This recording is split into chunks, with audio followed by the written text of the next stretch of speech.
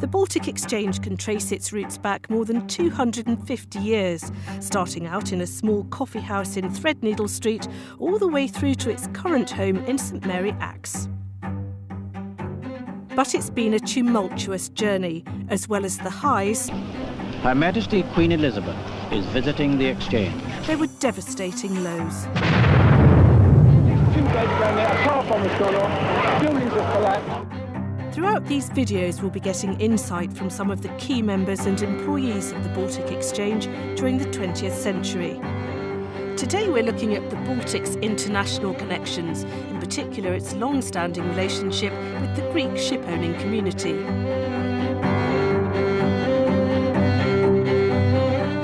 1945 marked the end of World War II, which had put competing demands of supporting the war effort and keeping the economy moving onto the British ship industry. When war broke out, the merchant fleet was under the control of the Ministry of Shipping. The ministry decided which ships could go where and what they would carry, making merchant shipping effectively another arm of the state. The post-war period saw a massive reconstruction of the European and Japanese economies, requiring greater numbers of ships than ever before. London and the Baltic Exchange were at the centre of this global trade. Why London managed to capture all the trade after the war was that we still had the seaborne cables to America and to the Commonwealth. So if you were a Norwegian, a Swede, a Dane, a French, you didn't have access. Then when Japan started coming up, changed the whole facet. In the early days, it was less competitive and a gentler environment. If you went on the Baltic with an exclusive order, everybody else would do the running around for you. It worked because there was a lot of business controlled in London at that time.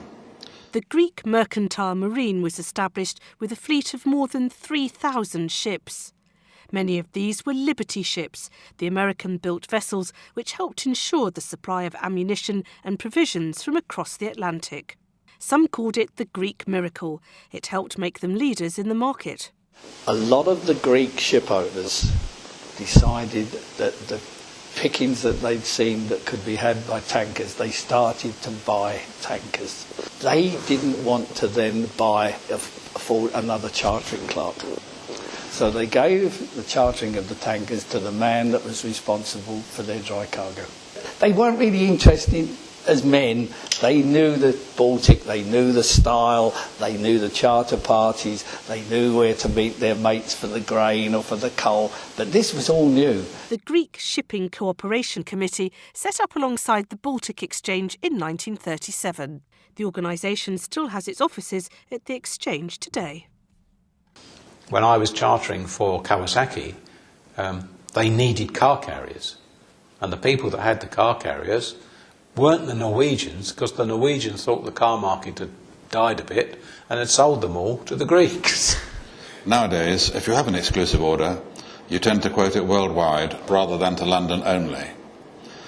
There isn't so much business controlled in London, and this is London's weakness. There are virtually no ship owners apart from the Greeks. For example, our main client is Chilean, and the counterparty is almost invariably from outside the UK. When global markets started to become more integrated from the 1950s, international trade dramatically increased. Many who worked on the Baltic valued the experience of working with people from all around the world. The end of the shipping industry has given me the opportunity to have my mind opened to a whole lot of other nations and cultures, which it was important to understand and get under the skin of in order not only to do the business but to enjoy doing it. We still rely on ships today to move around 80% of internationally traded goods and commodities. Shipping by sea is the most cost-effective, efficient and environmentally friendly option for most cargo.